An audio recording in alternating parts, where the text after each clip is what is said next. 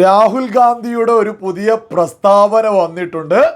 അദ്ദേഹം വിളിച്ചു പറയുന്നത് അയോധ്യയിൽ പരാജയപ്പെടുത്തിയതുപോലെ മോദിയെ ഗുജറാത്തിലും പരാജയപ്പെടുത്തുമെന്നാണ് വിളിച്ചു പറഞ്ഞിട്ടുള്ളത്.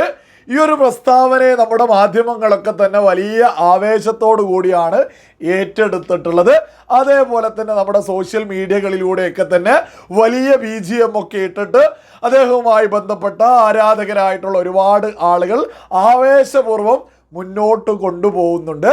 അത്തരം സകല ആളുകളോടും വളരെ കൃത്യമായിട്ടുള്ള കുറച്ച് ഉദാഹരണങ്ങൾ സഹിതം ഇദ്ദേഹമൊക്കെ എത്രത്തോളം വലിയ പൊട്ടത്തരമാണ് വിളിച്ചു പറഞ്ഞത് എന്നാണ് നമ്മൾ ഈ ഒരു വീഡിയോയിലൂടെ വളരെ നിഷ്പക്ഷമായിട്ട് ചർച്ച ചെയ്യുന്നത്.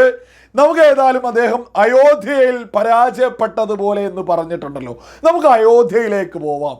അയോധ്യയിൽ എന്താണ് കോൺഗ്രസ് ചെയ്തിട്ടുള്ളത് എന്ന് നിങ്ങളൊക്കെ തന്നെ ഒന്ന് ചിന്തിച്ചു നോക്കൂ.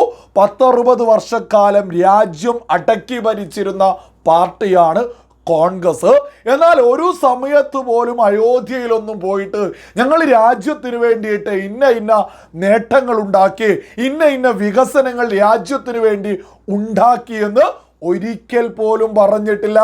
അതേപോലെ തന്നെ നമ്മുടെ രാജ്യത്തെ ജനാധിപത്യത്തെ പിച്ചു ചീന്തിയ, നമ്മുടെ രാജ്യത്തെ ഭരണഘടനയെ വലിച്ചു കീറിയ ഇത്തരം സംഭവങ്ങൾ, അടിയന്തരാവസ്ഥ ഉൾപ്പെടെയുള്ള സകല സംഭവങ്ങളും മറച്ചു പിടിച്ചുകൊണ്ട് ഈ കോൺഗ്രസ് അയോധ്യയിലൊക്കെ പോയിട്ട് വിളിച്ചു പറഞ്ഞിട്ടുള്ളത് ഞങ്ങൾ ജാതിയുടെ കണക്കെടുക്കും, ഞങ്ങൾ ജാതികൾ ഇത്ര കിട്ടിയാൽ മതിയോ ഒരു ജാതിക്ക് എന്ന രീതിയിൽ അങ്ങേയറ്റം ചെറ്റത്തരമാണ് അയോധ്യയിലൊക്കെ കോൺഗ്രസ് മുന്നോട്ട് വെച്ചത്.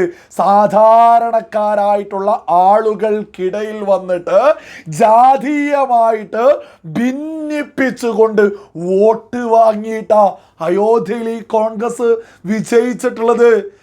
അതേപോലെ തന്നെ സകല തീവ്ര ചിന്താഗതിക്കാരെ വോട്ട് കൂടി അതിലേക്ക് അങ്ങ് ഉൾപ്പെടുത്തിയിട്ടാ ഈ അയോധ്യയിൽ വിജയിച്ചത്. ഇതേ തന്ത്രം ഗുജറാത്തിൽ നടത്താമെന്നുള്ളൊരു ധാരണയിലാണ് ഇത്തരം പ്രസ്താവനകളൊക്കെ തന്നെ രാഹുൽ ഗാന്ധി വിളിച്ചു പറഞ്ഞുകൊണ്ടിരിക്കുന്നത്. രാഹുൽ ഗാന്ധിയോട് പറയാനുള്ളത്, നിങ്ങൾ ചെയ്ത ഇലക്ഷനിലെ അങ്ങേയറ്റത്തെ ചെറ്റത്തരം രാജ്യം ഭരിക്കുന്ന പാർട്ടിയും അതുമായി ബന്ധപ്പെട്ടുള്ള പ്രധാനപ്പെട്ട സംഘടനയൊക്കെ വളരെ വ്യക്തമാക്കിയിട്ട് തിരിച്ചറിഞ്ഞിട്ടുണ്ട്. അതുമായി ബന്ധപ്പെട്ട് ആ ഒരു കേന്ദ്രങ്ങളൊക്കെയായി ബന്ധപ്പെട്ട് പുറത്തു വരുന്ന വാർത്തകളിൽ വളരെ വ്യക്തമാണ് കോൺഗ്രസ് ചെയ്തിട്ടുള്ള അങ്ങേയറ്റത്തെ നെറികെട്ട ജാതി പൊളിറ്റിക്സിനെതിരെ നാളെയുടെ നന്മയ്ക്ക് വേണ്ടിയിട്ട്, നമ്മുടെ രാജ്യത്തിൻ്റെ നാളേക്ക് വേണ്ടിയിട്ട് കൃത്യമായിട്ട് ഈ ജാതി പൊളിറ്റിക്സിന് തടയിടാനുള്ള സകല സംവിധാനങ്ങളും ഭാരതീയ ജനതാ പാർട്ടിയും RSS സംവിധാനമൊക്കെ രാജ്യത്ത് നടപ്പിലാക്കാൻ പോകുന്നു എന്ന വാർത്തയും വന്നിട്ടുണ്ട്. ഇതിനു പിന്നാലെ തന്നെ അപ്പോൾ ഈ നെറികെട്ട അങ്ങേയറ്റത്തെ ചെറ്റത്തര പൊളിറ്റിക്സ് ആയിട്ടുള്ള ജാതീയമായിട്ട് ഭിന്നിപ്പിച്ച് ഗുജറാത്തൊക്കെ അങ്ങ് പിടിക്കാമെന്നുള്ള സ്വപ്നമുണ്ടെങ്കിൽ രാഹുൽ ഗാന്ധിയൊക്കെ ഇപ്പോഴേ അതങ്ങ് മടക്കി പോക്കറ്റിൽ വെക്കുന്നതാണ് ഏറ്റവും നല്ലത്.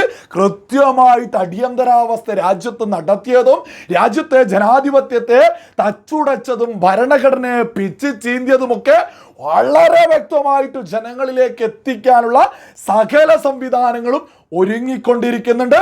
കൃത്യമായിട്ട് ജനങ്ങൾക്ക് ഇതുമായി ബന്ധപ്പെട്ട് ബോധമുണ്ടാക്കാനുള്ള പ്രോഗ്രാമുകളും നടന്നുകൊണ്ടിരിക്കുന്നുണ്ട്. ഗുജറാത്തിലൊക്കെ ആകെ ഒരു സീറ്റാ ഉള്ളത് പാർലമെന്റ് ഇലക്ഷനിലൊക്കെ. ആ ഒരു സീറ്റുള്ള സ്ഥലത്തിലെങ്കിലും ഒരു നിയമസഭാ മണ്ഡലത്തിൽ വിജയിക്കുമോ എന്നുള്ളൊരു വെപ്രാളവുമായിട്ട് വരുന്ന നിയമസഭാ ഇലക്ഷനിലേക്ക് രാഹുൽ ഗാന്ധിക്കൊക്കെ ഇറങ്ങുന്നതായിരിക്കും ഏറ്റവും നല്ലത്. രാഹുൽ ഗാന്ധിയുടെ ഒക്കെ പ്രസ്താവനയ്ക്ക് എന്തെങ്കിലും ഒരു വിലയുണ്ടോ എന്ന് രാഹുൽ ഗാന്ധിയുമായി ബന്ധപ്പെട്ട് മുന്നണിയിലുള്ള ഒരു നേതാവ് ജയിലിൽ പോകുന്നതിന് മുമ്പ് മാധ്യമങ്ങൾക്കൊരു ഒപ്പിട്ട് കൊടുത്തു. ഞാനിവിടെ കൊടുത്തത് നിങ്ങൾ കണ്ടോ? അരവിന്ദ് കെജ്രിവാൾ ഇലക്ഷന് മുമ്പായിട്ട് മാധ്യമങ്ങൾക്ക് എഴുതി ഒപ്പിട്ട് കൊടുത്തതാണ്. ഇന്ത്യ മുന്നണി 300 സീറ്റ് പിടിക്കും, BJPയും സകല സംവിധാനങ്ങൾ കൂടി 200 സീറ്റേ പിടിക്കുന്നു എഴുതിയിട്ട് ഒപ്പിട്ട് മാധ്യമങ്ങൾക്ക് കൊടുത്തിട്ടാ ജയിലിലേക്ക് കെജ്രിവാൾ പോയിട്ടുള്ളത്. റിസൾട്ട് വന്ന സമയത്തും എന്തായിരുന്നു അവസ്ഥ? ഈ മുന്നണിയിലെ പ്രധാനപ്പെട്ട കെജ്രിവാൾ പോലും പ്രഖ്യാപിച്ചു, അതുമായി ബന്ധപ്പെട്ട ആളുകൾ വരുന്ന ഡൽഹി നിയമസഭാ ഇലക്ഷനിൽ കോൺഗ്രസുമായിട്ട് യാതൊരു സഖ്യത്തിനുമില്ല എന്ന്. അപ്പോൾ പാർലമെന്റ് ഇലക്ഷനിൽ ഒപ്പമുള്ള ഓരോ ആളുകളും അടർന്ന് പോയിക്കൊണ്ടിരിക്കുക. അപ്പോൾ ഇതേ സംവിധാനം ഗുജറാത്തിലും മത്സരിച്ച് എന്തെങ്കിലും നേട്ടമുണ്ടാക്കാമെന്ന രാഹുലൊക്കെ കരുതുന്നത്. എന്നാൽ കൂടെയുള്ള ഓരോ ആളുകളും ഒലിച്ചു പോയിക്കൊണ്ടിരിക്കുക എന്നുള്ള യാഥാർത്ഥ്യമെങ്കിലും രാഹുലൊക്കെ ഒന്ന് തിരിച്ചറിയുന്നത് വളരെ നല്ലതായിരിക്കും. ജാതി സെൻസ്, അതായത് അങ്ങേറ്റത്തെ നെറികെട്ട ഈ ഒരു പൊളിറ്റിക്സ് രാഹുൽ മുന്നോട്ട് വെക്കുന്നുണ്ട് എന്ന് നമ്മുടെ മാധ്യമങ്ങളൊന്നും ഒരു ചർച്ച പോലും ചെയ്യുന്നില്ല എന്നുള്ളതും സകല ആളുകളും തിരിച്ചറിയണം.